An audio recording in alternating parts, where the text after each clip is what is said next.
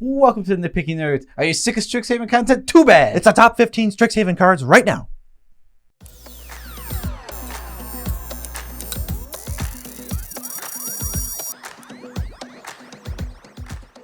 I'm your host, Joe Cherries. I'm your host, Beezy, and that makes us the Nitpicking Nerds. If you're liking the daily Commander content we're putting out, you better hit the subscribe button. Yes. So what are we doing? Well, top 15 cards from Strixhaven for the Commander format. But not Commander 2021. That's going to be its own video. Yes, it is. So first thing we're going to do the quick dishonorable mentions. These are cards that we've seen people hyping up, and we don't like them. Body of Research, 6 mana for a 70/70. Vanilla, no evasion, no thank you. Yeah, Blot Out the Sky does not destroy creatures. That's the most prominent type you want to Wrath for board wipes. And it's like 1,000,000 mana, so I'm just not interested in it. And Fracture is, at the very least, comparable to like Disenchant, which just is a card we never play. It might be slightly better, it might be slightly worse, but guess what? I'm not playing it either way. So I don't just ignore the uncommon symbol. Yeah, exactly. Disenchant, I don't think is even close to a playable card. So the fact that Fracture is comparable to it, it probably means that it's also unplayable. Just stay away from it. Don't get tempted by Planeswalker. That doesn't add much to the card. Yeah. Next, we have some honorable mentions. Ecological Appreciation. There might be some cool things you can do with this, but I don't see it, and it's a lot of mana. I'm trying to see if there's a 4-card lock. You know, there's the Gifts Ungiven. It doesn't matter what you choose, and we get the best benefit. Is there a 4-card I win the game no matter what combo with this? Let us know. I could not think of one, and I don't see one on the internet, so we're going to just put it as not one of the top 15. Ifrit Flame Painter, what do you think about this one? This was your call. Yeah, nobody. I honestly watched a lot of videos. Nobody's talking about this. I think if you just need to, if you can come up with ways to sneak this character through. Again, this is a specific deck. You gotta want to have this creature out and spells in your graveyard. But I think if you can find the right deck for it, the card can have such a high impact that it will be worth it in some decks. This kind of strikes me as one of those cards I cut from the Is It Precon, where it's like you got to care about instants and sorceries, but then this is a creature, so maybe like some niche thing. Accomplished Alchemist, you got to be life gain, but then it adds 1,000,000 mana. Yeah, very good card again, but it's only for life gain, so that's why it didn't quite make the cut. And Solve the Equation is a tutor. I'm not a big fan. Personally, I wouldn't even mention this card. I don't think this card is very good. I would actually probably put it in dishonorable mentions. 3-mana tutor just isn't that great. For budget, fine, but we're not talking about budget here. We're just talking about overall. I say play it if it's not a 3-mana tutor. You know what that means. Okay, starting with the actual list now. Number 15. Wandering Archaic. I saw a lot of the lists with this at like number 5 or something. This is going to be a classic card that gets cut from your deck because it has no synergy, but I'll read it. It's a 5-mana 4/4. Whenever an opponent casts an instant or sorcery spell, they can pay 2, and if they don't, you get a copy of the spell just for free. And on the backside, it's an MDFC as a sorcery. Each player reveals the top 6 cards and gets a land and or instant or sorcery, and then they all gain 3 life. I don't understand what's going on with this. The backside's poop, but it's nice that it's there. The front side is what you play, and I just don't know too many decks that want this. It's not an active card that will always cast instant or sorceries, so I wouldn't put it in an instant or sorcery deck. Also, it's a creature, and then it's not a card that has any synergy with like anything else, so I don't know what you're doing with this. The only spot I'm putting this card in is my Magecraft decks. If I have a commander with Magecraft on it, where copying of spells has the advantage, sure, I see it going there.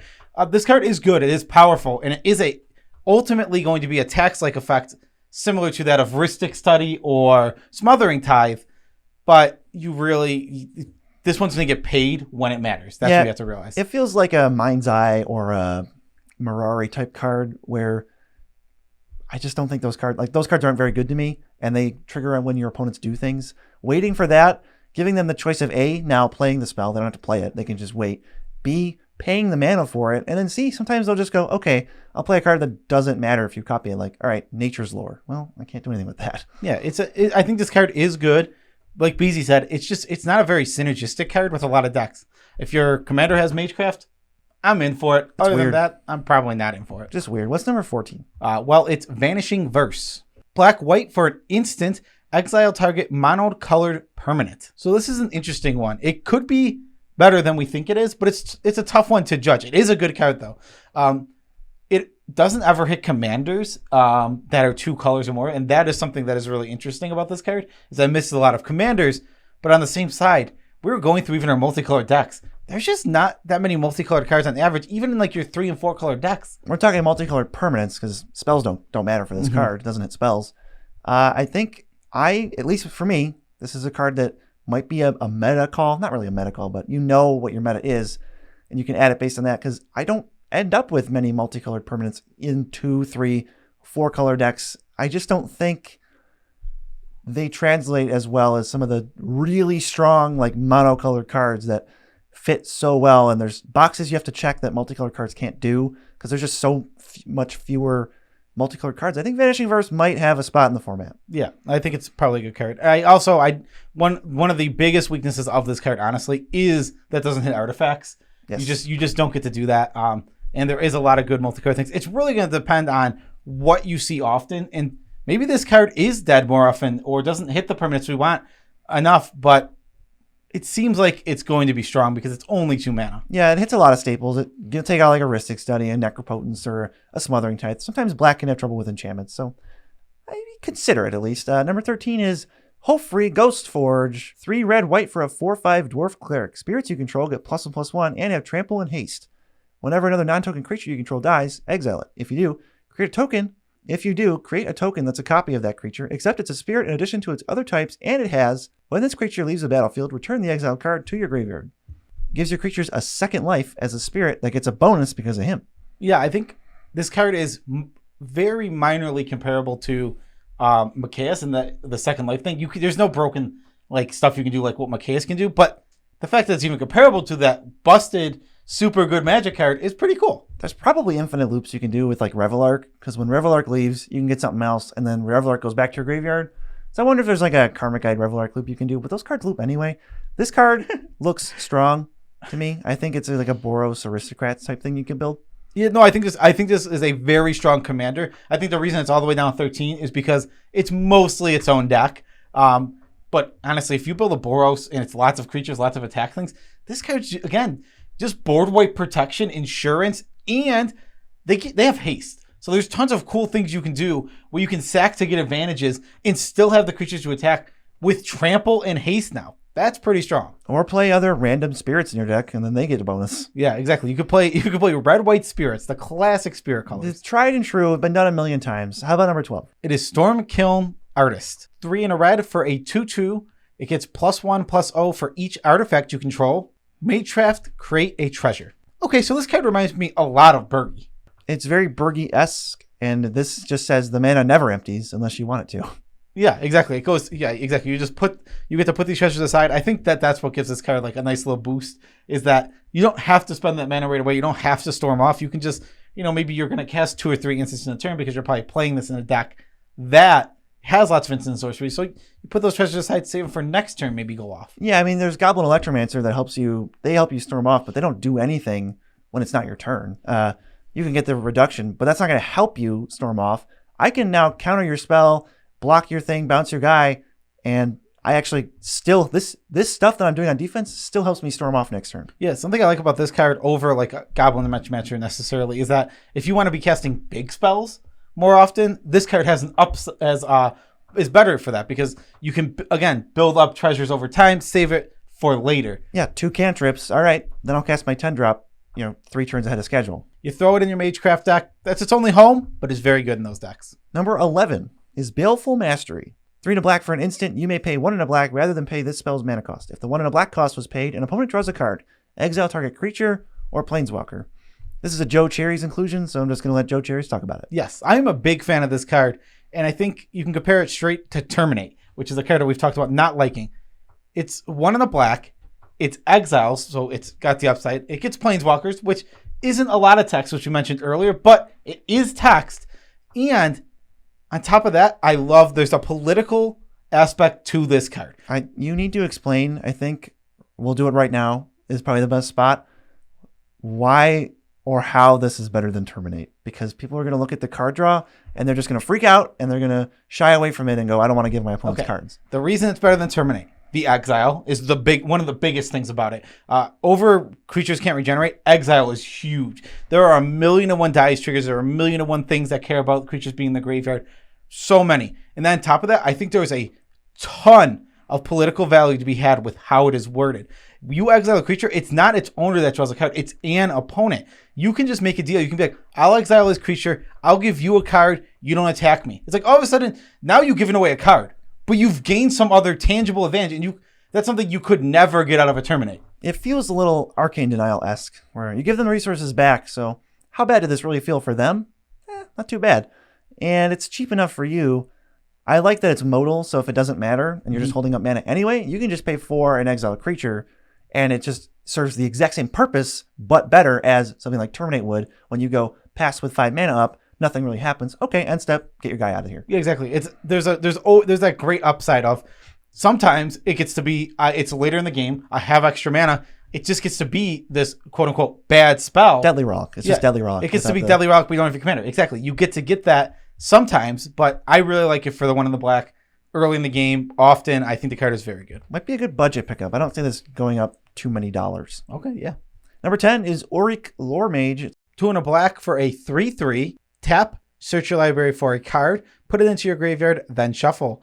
If it's an instant or sorcery, put a +1/+1 counter on Auric Lore Mage. Let's just go ahead and ignore the +1/+1 counter thing and go with this is a creature that taps to entomb. Yes, put it into your deck. Put it into your deck if the tapping and entombing is equivalent to Demonic Tutor. If you have reanimation effects and you're wanting a budget tutor, or entomb's like $1 million. This is totally playable budget card that just every turn puts your best thing in your graveyard. It's going to at least be draw card. Yes, exactly. That's what I think. I agree with you on that. I think you get to put any flashback things in your graveyard to use them over. You just get to put the creatures there to reanimate. Again, if you have the synergies, I think this is kind of like what you said about Baleful Mastery. I think this is going to be a budget card and it's not going to pick up too much steam. I don't think it's going to be a ton of dollars, but for your cheaper decks, it's going to be incredibly good. It's just a really good card. It just isn't a CEDH card or anything. I mean, we're only at number 10. Yeah, it is. It's a 4 mana card. You have to pay 4 mana and you have to untap with it. So that's obviously not like the most OP thing, but if you do, you quickly start doing good things. Moving on to number 9, we have Strixhaven Stadium. This is 3 mana for an artifact. Tap, add a wingding, put a point counter on Strixhaven Stadium. Whenever a creature deals combat damage to you, remove a point counter from it. Whenever a creature you control deals combat damage to an opponent, put a point counter on it. Then if it has 10 or more point counters on it, remove them all, and that player loses the game. It's a 3 mana rock, not super sought after, but then it has other effects. If you're a combat heavy deck, this might be a pretty close to auto include if you can just sometimes win with it if you're going wide. Especially because, yeah, exactly, like you said, going wide. You throw out all these tokens and they're all super disposable. All of a sudden, I have 15 attackers. Sure, they're all 1/1s. They all don't do anything. I have this out. You have 3 blockers. You're dead. You actually can't do anything to avoid this death. And it's just my mana rock doing this. I can proliferate the counters and then hit you with 1 creature and still kill you. I can double up this artifact and then start getting more because then the multiples have point counters on them. There's just some crazy stuff you can do. I think this is my favorite flavor and power. Not really super powerful, but it's such a cool card. I love this card so much. I don't have a home for it. I'm going to find a home for it because I love it. I mean, I think it's just a good card. It looks just like a good card to me. It's enough of an upside, unlike something like Chromatic Lantern, which just says, hey, your mana base that you specifically built to cast your spells can now cast your spells. This is hey, you can win the game now. Yeah, exactly. Just make sure, again, I think a lot of the characters at this point, they're very specific for decks. Every card on this list, pretty much. Yeah, it's usually there's some good generic ones, like they'll throw in that Smothering Tide. There's lots something you can just throw in a generic deck. Now these cards are made for decks, which is much better design for EDH. I love this. Yeah. I don't want a card that goes in every deck. I want a card that goes in X deck, Y deck, Z deck. That's what I want. Yes. So number 8 is Galazath Prismari. It's one of the Elder Dragons. This one is 2 blue-red for a 3/4 flyer. When it enters the battlefield, create a treasure token. Artifacts you control have tap, add 1 mana of any color. Spend this mana only to cast an instant or sorcery spell. I like this little guy. I think the thing people might be overlooking is that he's only 4 mana, and then it just refunds you 1 right away, which can now tap for mana to cast other spells. I think this card's pretty darn good. There's a lot of stuff you can do. You want to be like an artifact deck or something along those lines where the treasure is important to you or the tapping mana is important to you, and you can just throw out some big giant spell. Yeah, he's quite weird and strange. For me, this was kind of like the Flame King guy, where it's he's got to be in your deck and he cares about artifacts and then he wants to cast instant sorceries. But if he's doing his thing, he's going to be doing his thing very well. Yeah, it protects itself. Where it's, hey, here's a mana for an instant or sorcery spell. You're now incentivized to protect this thing with an instant or sorcery spell. So random thing about these Elder Dragons that I want to say is they all sound like they wanted to be a variation of Albus Dumbledore. Every one of them. It's like, if that's how it literally feels for all of them. Galazath. It's just like this Prismari. blah blah blah. It's like that same feel to it, where it's I don't know how you do it. Short, long syllable, right? Yeah, they all have that feel. Dumbledore. All of Galazath. all of them have that feel for me with their bloom. It's like they all just end up like going to that feeling. I don't know. Belladrass. Exactly. All of them feel exactly like that. Oh God, we gotta go look this up. We totally looked this up because we were curious, and also Tanazir is Quandrix is one of them. Yeah, I feel like how about the list though? They're all literally just head mages basically of their schools. But all right, next we have the Blade Historian. 4 Boros hybrids for a 2/3. Attacking creatures you control have double strike. Well, this is just straight up the cheapest version of this we've seen ever. And it's a creature, unlike some weird enchantments that say, hey, you want to beat down? Well, here's an enchantment. That's not going to help me beat down at all. So then you can run out of creatures that way. You have like Rage Reflection. It's like 6 mana, do this effect, but it's not an enchantment that doesn't attack. Yeah, this thing is just extra power. Someone mentioned this in Winota, and I just went, oh, that's so good for that. I mean, for that specific deck too, and maybe in historic, but like Commander, this is hitting hard. This has an immediate effect. It basically has haste. It's going to give everything double strike out of nowhere for 4 mana, and people are going to be like, oh, uh-oh. Yeah, I think the only thing to be aware of with this card, I think it is very good, and you will get a lot of work out of this card. Be wary. Do not just make really bad attacks if they have mana up. Oh, yeah. You can get blown out so hard, because they don't just gain double strike when they attack. No, attacking creatures have double strike. Meaning if they remove your guy, you no longer have that double strike. Use it as sort of all right, you're tapped out, you're dead. Yeah, you can easily kill someone out of nowhere with this. Exactly. Yeah, you're tapped out, or not even necessarily dead. You're tapped out. Here's 30 damage. Sure, block. I'm fine with it. You're going to lose all your creatures, and I'm keeping mine. Yeah, they have first strike. They're mostly going to take your stuff out. And what did I spend? 4 mana. In an aggro deck, you can get on the board early and just on turn 5, throw them out. And all of a sudden, you're hitting for like an easy 10 to 15 on turn like 4 or 5. Yeah, plays well with equipment, plays well with Voltron. I mean, if you're a Voltron commander, well, now you only have to deal 11 points of commander to kill someone. Let's move on to number 6, which is Extus Auric Overlord. This is an MDFC. It's either 1 white, black for a 2/4 human warlock with double strike and magecraft to return target non-legendary creature card from your graveyard to your hand, or it's Awaken the Blood Avatar, an 8 mana sorcery that says, as an additional cost to cast this spell, you may sacrifice any number of creatures. This spell costs 2 less to cast for each creature sacrificed this way. Each opponent sacrifices a creature. Create a 3/6 black and red avatar creature token with haste, and whenever this creature attacks, it deals 3 damage to each opponent. There's like 150 words on this, but this can function as its own deck. Looks like a very good deck. Or as obviously it's Mardu, but in an aristocrat's shell, this seems like it fits pretty well. It looks like his own deck is Mardu tokens, because you want to be mage crafting all the time, making tokens with instant sorceries, but you always want creatures out for the other side, which I think this deck just looks super cool. And the front side, you're just going to get a ton of advantage out of the fact you cast something, you get something back. You're going to do that over and over again. The backside, just an edict effect that can also, if he's in your command zone, go infinite. Yeah, if you make infinite mana, guess what? You can cast the sorcery infinite times and then attack them with infinite 3/6s that then deal even more damage if that mattered at all. Yeah, that's something that's new to this set is, is it just this card? Is he the only legend with a sorcery on the back? I think there might be 1 or 2 other ones, but there's at least this one. Yeah, so this is a new thing where it's like you generate infinite mana.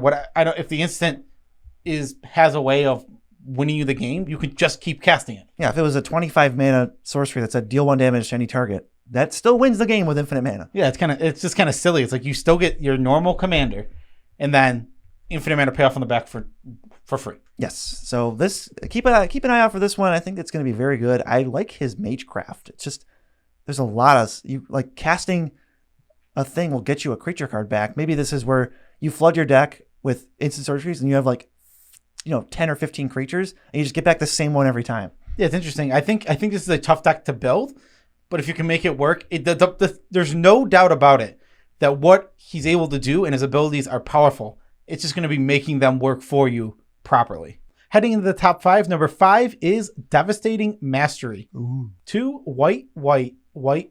You may pay 2 white rather than pay this spell's mana cost.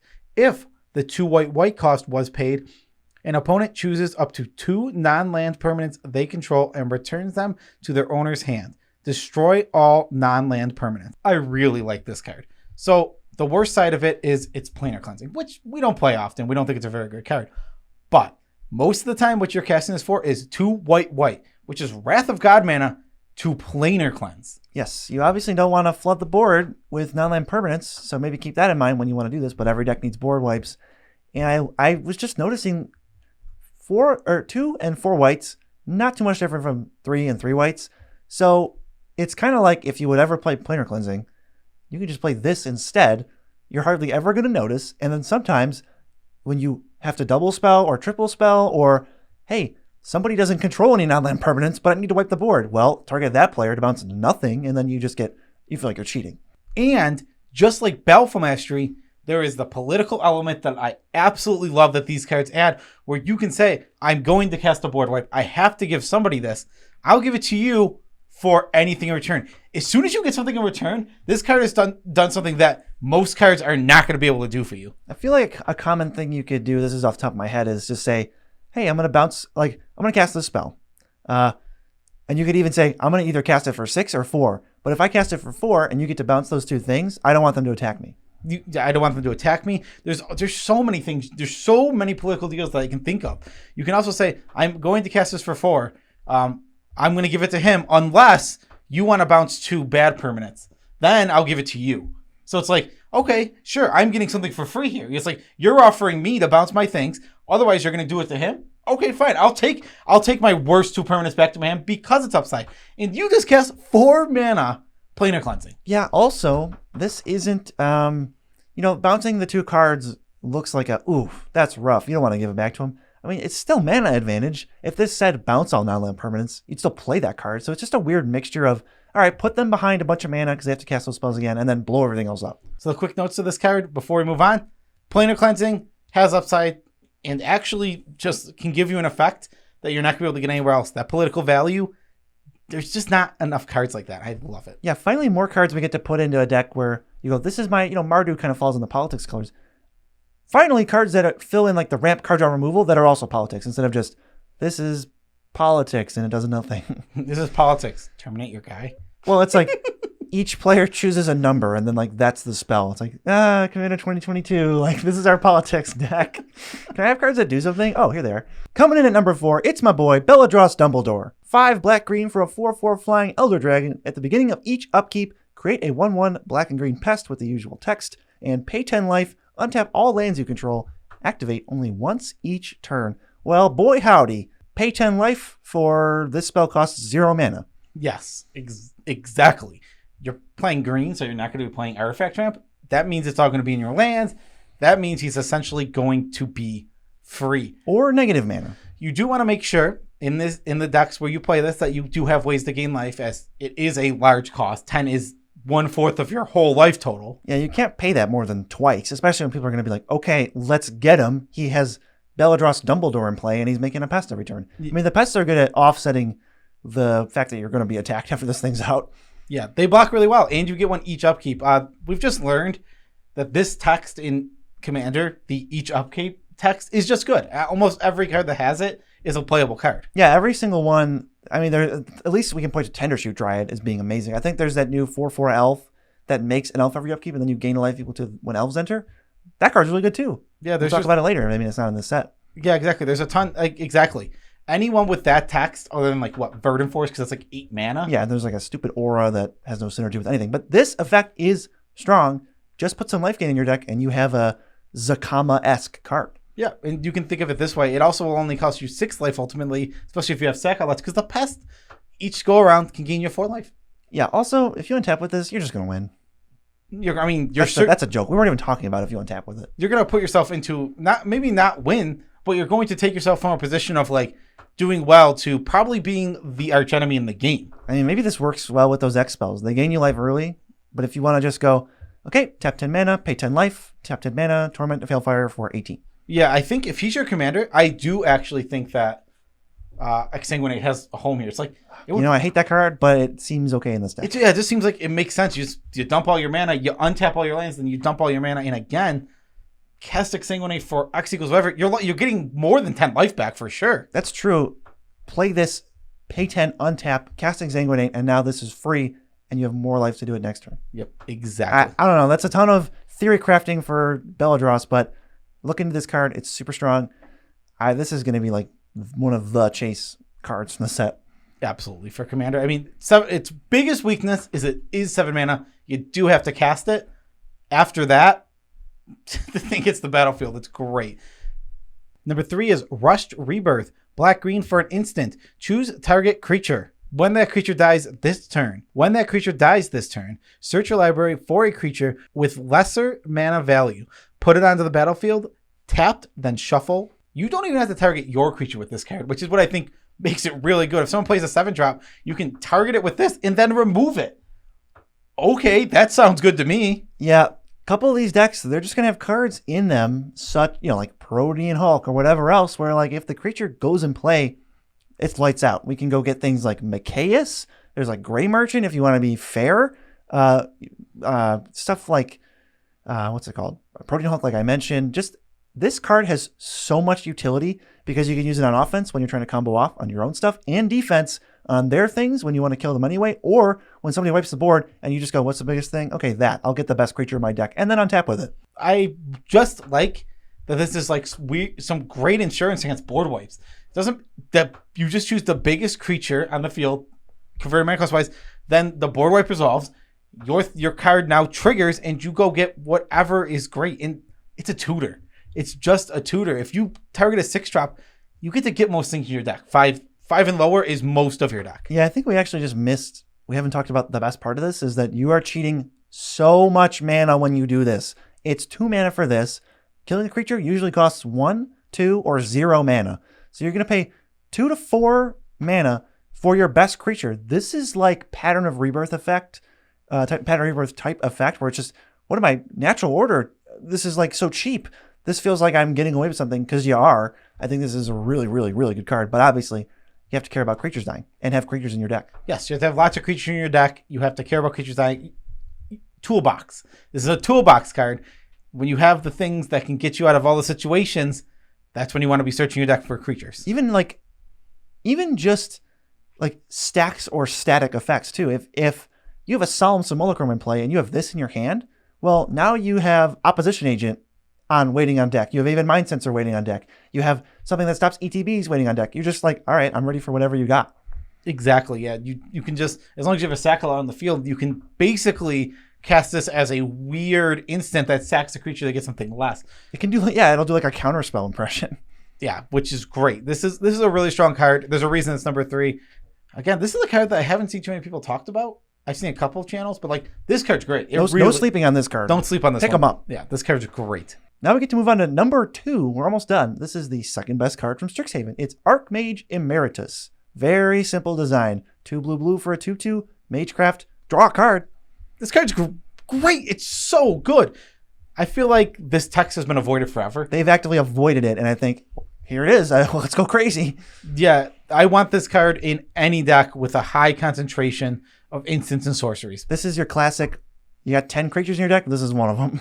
You got 10. Yeah, and this card's going to run away with the game. This card, something I'd like to compare it to is Tauron, where it's just like getting those 2/2s is good, and they can be strong. Drawing a card is going to be so much stronger. Yeah, I mean, if you thought Pact of Negation and Force of Will and Force of Negation and Foil and Commandeer were good already, jam them all into your deck, because now when this is out, they're free counterspells with no downside because they just replace themselves when you cast it. And Rituals, card draw, Ponder just draws you 2 cards. Okay, I'm not going to lose this game. Yeah, I feel like this card is just going to see a lot of play in a lot of decks. There's only one thing to meet: instant sorceries. As soon as you meet it, this card just takes over and is completely insane. Yes, completely insane. We haven't even said that yet.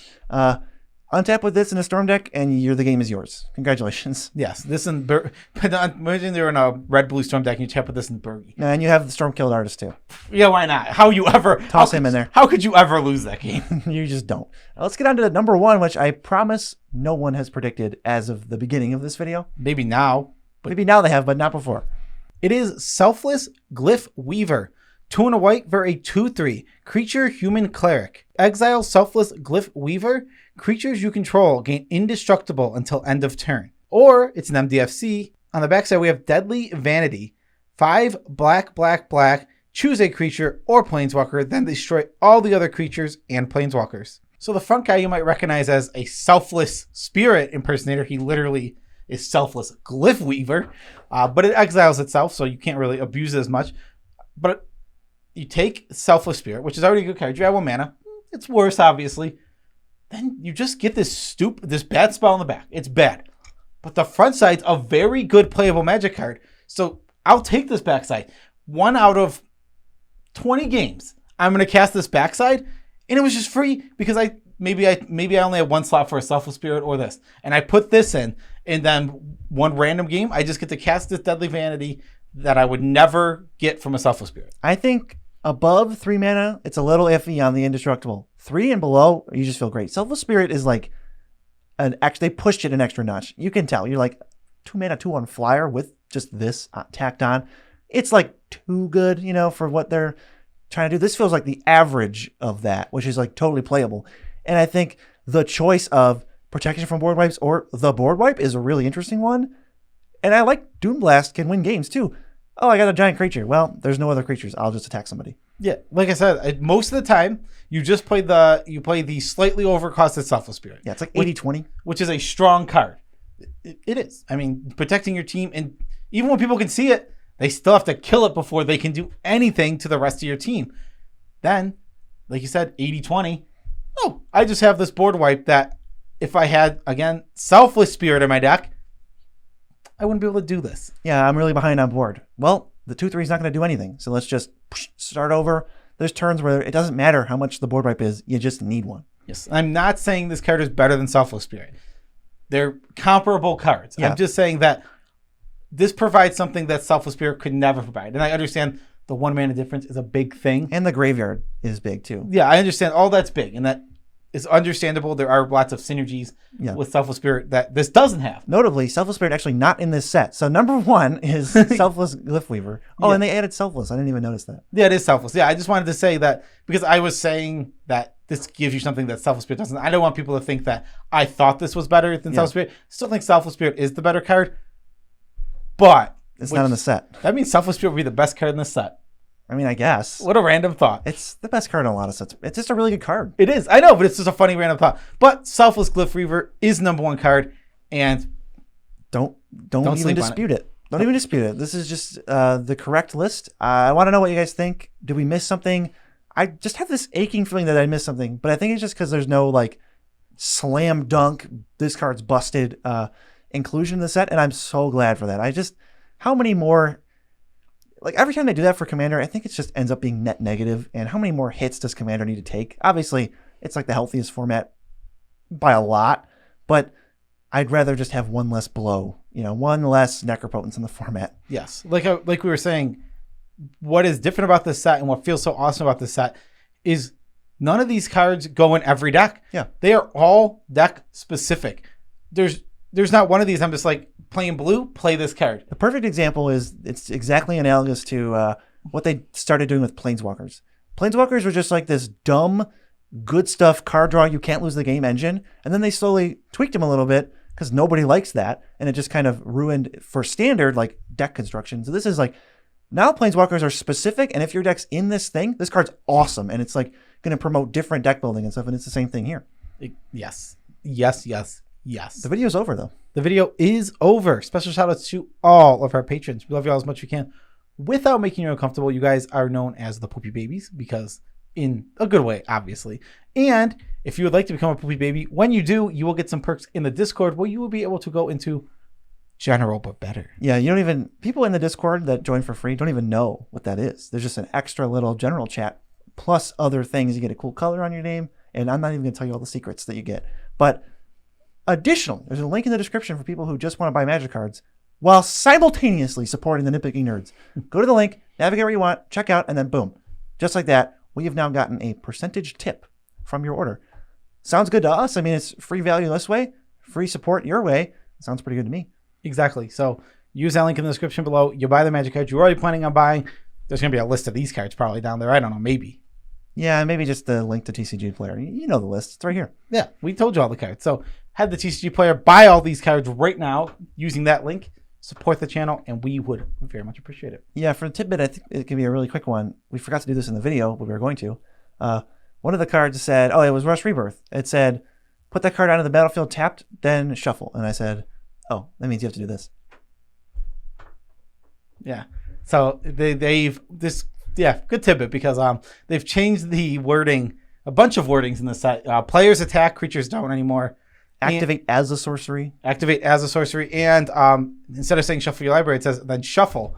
So Is this legal? What do you shuffle? You just shuffle. I get to rearrange my library however I want and then do this. Search my opponent's gonna hate it. Search your library for a card, then shuffle. Hold on, let me search so that the best cards are on top. You shuffle? Yes. Would you like the cut? What if it's just like, Judge, he didn't shuffle. I was like, let me see it. That's awful. You have to do the actual. You have to do a better shuffle. You Yeah. gotta, go back and do. There was an old football player, and he did his dance. His first name was Icky, so he did the Icky shuffle. There's also the truffle shuffle. You can also do the truffle shuffle. Not in a Magic tournament though. Is there any other shuffles? Let us know about any other shuffles in the comments. The Cupid shuffle. The Cupid Down, shuffle. down, do your thing. Oh You know that man, song. that song's gonna be in my head now. Peace out, Tribe Scout. I hope we don't get DMCA'd.